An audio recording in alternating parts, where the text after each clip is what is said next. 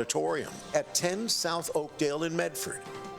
This meeting is held every Wednesday morning at 9:30, as long as a quorum of 2 commissioners is available to conduct the business of Jackson County. Your Jackson County Commissioners broadcast this meeting over Rogue Valley Television, and it's available for streaming and review at jacksoncountyor.gov. Under the Government tab, under Recorded Meetings, click on RVTV Live Streaming. The types of business that occur at this meeting include public hearings, official voting on actions by the Board of Commissioners, presentations by departments of the county, and recognition of service that makes our county great. Agendas of the meetings are posted on the Commissioners' Bulletin Board and released on the county's website and through local media in the time required for public notice. Many of the conclusions on the business presented to the Board of Commissioners have been discussed in detail and prepared by the administrative office and staff prior to consideration at this meeting and the official vote. These prior discussions also have been properly noticed and the work done in a transparent manner. We encourage you to come and experience the process by attending any of these meetings or watch online at jacksoncountyor.gov. And now, your Jackson County Commissioners, Rick Dyer, Colleen Roberts, and Randy Sparacino, working for you. Well, good morning. We'll call to order the Board of Commissioners regular meeting for July 16th, 2025. It's 9:30. We're in the courthouse auditorium and also on audio video conference. So we'll begin with the Pledge of Allegiance if you stand and join us. Allegiance to the flag of the United States of America and to the republic for which it stands, one nation, under God, indivisible, with liberty and justice for all. So we're going to begin with the request for and discussion of non-agenda items, a 5-minute limit pursuant to the codified ordinances of Jackson County, Section 213.06. Members of the public may address any item not on the agenda. However, pursuant to ORS 192.640, the Board of Commissioners is prohibited from discussing a principal subject that's not on the agenda. Therefore, the Board of Commissioners will listen to your concerns and may consider the matter you raised by asking staff to follow up on any questions or by placing the matter on an agenda for discussion at a future meeting. And we have a sign-up sheet in the auditorium, and anybody online we will bring in as well if you want to speak, but we'll start with our sign-up sheet. And we have Shayla Breedlove and Donovan Donnelly. Do you want to speak together? You want to speak separately? But you can come to the podium. Thank you. And give your name and address for the record, and then your time is yours. Yes, ma'am. Thanks. I'm Donovan Donnelly, 319 Earhart Street. I'm Shayla Breedlove. Same address. Oh, okay. So we have some concerns about the Jackson County Expo. My wife owns a coffee bar, a horse trailer saloon, and it seems like there's been some unethical ethics violations that have been going on there. We have tried to communicate directly with the Expo board, and we're unsure if this is the necessary direction to be able to talk to you guys, to be able to have it be looked into, or if there's other avenues about that. Would you like us to explain more into that, or? Yep, the 5 minutes is yours, and Okay, Shayla, this is your show. Good morning. So, of course, no one wants to be standing here having this conversation, but recently my husband and I, as you know, Ms. Roberts, you just ran into us. We ran for the Medford School District Board, and so we take our community really seriously. Unfortunately, what I have found is we have a timeline of events that I can prove what we're going to be discussing here, and I just want to go into a little bit of what has happened with my personal business. I own LH Coffee Bar and Saloon. It is a mobile horse trailer coffee bar, and it's for rent and hire. Back in on December 3rd of 2024, I was contacted via email to vend at the SOJC from Stephanie Burrell, the event coordinator. The contract was granted, and I received allowing my coffee bar to be placed to plan and secure their events season. Contract is signed and returned, solidifying vendor placement at the SOJC for the 2024 via Eventney, which is the contract app they use. That was signed and returned, solidifying the vendor placement. February, I received and I secured inventory, staffing, and I turned down other events in preparation for that event after the signed contract. Ms. Burrell verbally declines my participation in the 2025 rodeo via phone, claiming nobody drinks coffee at a rodeo. This is in despite of no prior issues and a friendly rapport in 2024. Late March 2025, I received an email from Ms. Burrell stating that their contract, mine, is now terminated. Upon inquiry, she admits that she had never done this before. 2025, in April, we attended the board meeting expressing our concern over the breach of contract and favoritism. No remediation is offered, and they decided to go with a new business with personal ties to the Expo leadership. Mr. Holmbrecht contacted me via phone on a trip admitting contract changes post legal counsel, and I agreed to event as honored into the 2025. But due to the lack of trust set at that moment, the SOJC, I decided to not further that because they had made amendments to the contract that I originally had signed. That was just ethically, I didn't want to go forward with it. Eventney links related to my business appeared tampered with when I went back on to sign into the app, and revised contract is now sent, but contains significant and unfavorable changes, so I declined it. I did, however, monitor and honor the 2025 Spring Fair, which my business is ag-centric. We based our entire school board campaign on bringing ag into the Medford School District, at least my campaign. So under the original contract of 2024, I pay the required percentage. Colin Christensen, the superintendent of sheep, personally requests my return for the 2026 fair, marking the third consecutive year that I would have vended. I asked Ms. Christensen if she could please put me on the book, and no contract has been received for 2026 after asking her to email.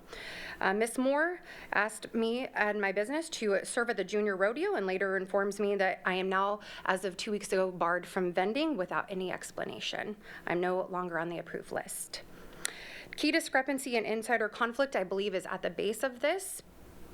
My coffee bar has been legally operating since 2018, and the replacement vendors have been in office and doing their job less than 3 months, and one of them as a new vendor less than 3 weeks.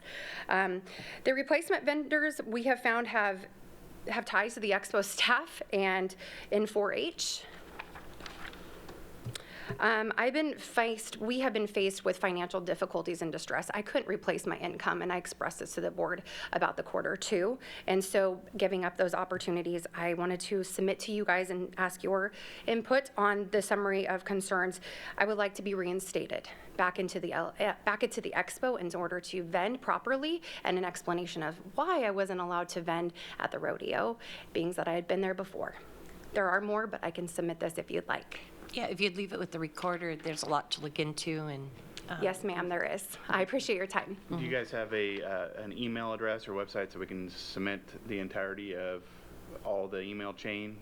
You can email to any of the board, but I'm a liaison to the Fair Board, so you can send it to me as That'd be well. perfect. And, That would be wonderful. Thank you. Thank for you your very time. I much for your appreciate guys' you. time. Thank you. Thank you.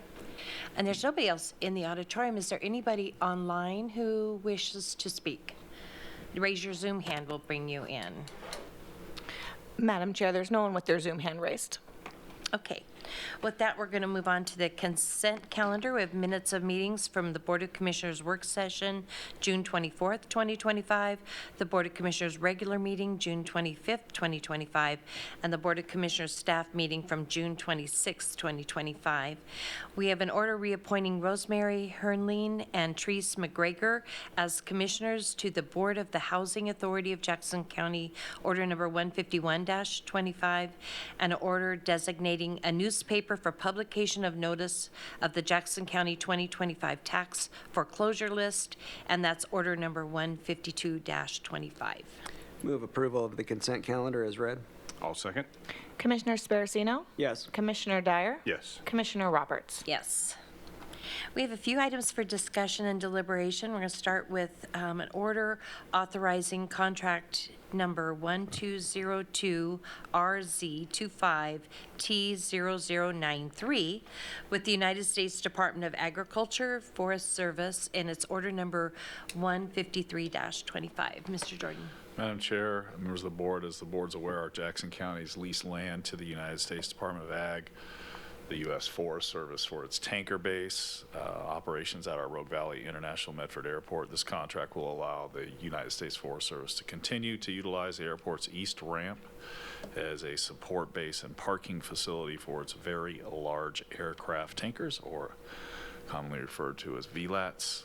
During the fire season, the term of the contract is July 1st of 2025 through June 30th of 2030. It does require ratification to become effective July 1st of 2025. It's a revenue of $250,000, and I do recommend your approval. And I will move approval of order number 153-25. Second? And I heartily support our tanker base being open to the Forest Service, so. Absolutely. Yeah, this time of year, when we see these conditions start, we understand how vitally important it is. Yep. And the VLATs are very important. Commissioner Dyer? Yes. Commissioner Sparacino? Yes. Commissioner Roberts? Yes. Our next item is an order authorizing intergovernmental agreement number 15364 between the state of Oregon by and through its Oregon Youth Authority and Jackson County, order number 154-25. Mr. Jordan. Thank you, Madam Chair, members of the board. Jackson County does provide services through our Community Justice Juvenile Services Division to youth at risk for commitment to an Oregon Youth Authority facility. These services may pertain to medical, mental health, social living skills, drug and alcohol treatment, educational, vocational, family, and offense-specific items. In this case, the Oregon Youth Authority reimburses the county for providing these services. The term of the agreement is July 1st of 2025 through June 30th of 2027. It does require ratification to become effective July 1st of 2025. It's a not-to-exceed revenue of $41,698, and I do recommend your approval. Thank you. Move approval of order number 154-25. Second. Any discussion on that? Commissioner Sparacino? Yes. Commissioner Dyer? Yes. Commissioner Roberts? Yes. We have an order authorizing authorizing program and office use agreement. It's number 185113 with the state of Oregon by and through its Oregon Department of Human Services, and it's order number 155-25. Mr. Jordan. Right, Madam Chair, members of the board, this is something the county's done in the past and hope to continue to do, where we partner with the state of Oregon. This is by and through the Oregon Department of Human Services, and they do screening and referral for eligible clients to assistance programs and services. We do it in our facility. We essentially provide a hoteling style agreement where we provide space while they're serving clients that are ours for their services. Term of the agreement is March 1st of 2025 through February 28th of 2027. Does require ratification to become effective March 1st of 2025. There's no direct financial impact, and I do recommend your approval. All right. I will move approval of order number 155-25. Second? Any discussion? Commissioner Dyer? Yes. Commissioner Sparacino? Yes. Commissioner Roberts? Yes. And the final item on our agenda is an order authorizing a Jackson County Services contract with OTAC Incorporated. It's order number 156-25. Mr. Jordan. Thank you, Madam Chair, members of the board. As the board's aware, with the recent Friedenberg Bridge rebuild, our Roads and Parks Department does occasionally require unplanned bridge engineering services for emergency and also non-emergency situations. In this case, Jackson County will contract with OTAC Incorporated to provide these services in order to reduce the wait time when we have maintenance or repairs that are needed. Term of the contracts upon execution through April 30th of 2026. It'll have an option to extend for 2 additional one-year terms. It's a not-to-exceed amount in the amount of $50,000, and I do recommend your approval. And I have a quick question. I thought the bridge would have been completed, but where is it at in process? Do you know? It's being constructed. It's still just under construction? Yeah, That was a huge project. Yeah, it's not been that long for a bridge to be completed. Oh, We had to okay. I thought we did it fast. Yeah, we had to wait till we could get all the way down to the foundation, so. Yeah, I believe it's close, though. good. There is access for fire around it still? If Yeah, we need there's to? access for fire, and also there's some residents that have alternate access. Great. Okay, thank you. Move approval of order number 156-25. Second. Any discussion? No. We need it fixed. Yeah.